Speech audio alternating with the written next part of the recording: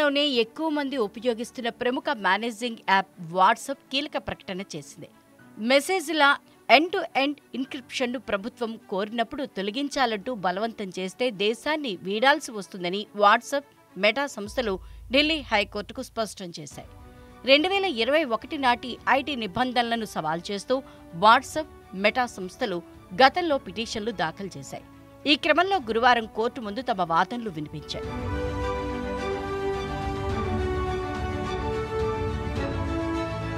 2021 IT మార్గదర్శకాల ప్రకారం social media సంస్థలు ప్రభుత్వం కోరినప్పుడు మెసేజ్లను ఎన్క్రిప్షన్ తొలగించి సమాచార మూలాలు బహిర్గతం చేయాల్సి ఉంటుంది. ఈ మేరకు కేంద్రం అప్పట్లో intermediate guidelines and digital media ethics code పేరిట మార్గదర్శకాల్ని జారీ చేసింది.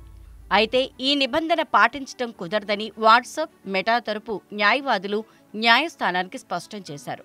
ప్రభుత్వం ఏ సమాచారం కోరుతుందో ముందుగా తెలియదు కాబట్టి తాము ప్రభుత్వం కోరినప్పుడు మెసేజ్ల మూలాలు కనిపెట్టేందుకు వీలుగా కోట్లల్లో మెసేజ్లను ఏళ్ల తరబడి స్టోర్ చేయాల్సి ఉంటుందని అన్నారు.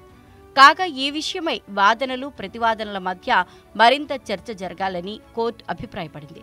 ఇలాంటి చట్టం మరే దేశంలోనైనా ఉందా అన్న కోర్టు ప్రశ్నకు బ్రెజిల్ లాంటి దేశాల్లో కూడా ఈ రూల్స్ లేవని మెటా తరపు లాయర్లు పేర్కొన్నారు.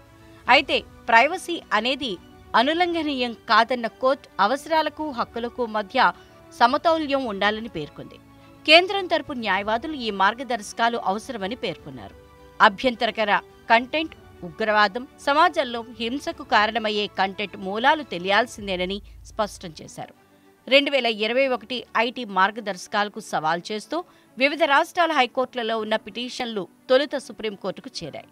అయితే సర్వోన్నత న్యాయస్థానం వీటిని ఢిల్లీ హైకోర్టుకు బదిలీ చేస్తూ మార్చి 22న ఆదేశాలు జారీ చేసింది.